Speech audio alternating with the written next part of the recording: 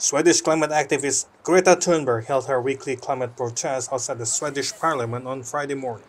Her protest comes as new draft documents are circulating at the COP26 summit, which softens the previous wording about the ambitious fossil fuels ban.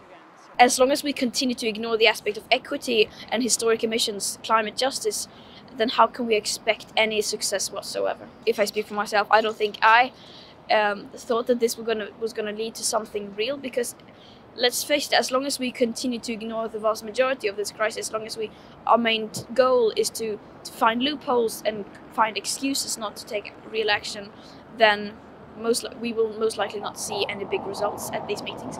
There needs to be a big public pressure from the outside, and that is not what it is right now. People in power can still do almost whatever they want, as long as they say some nice words and talk about coalitions and alliances, building alliances, fighting climate change.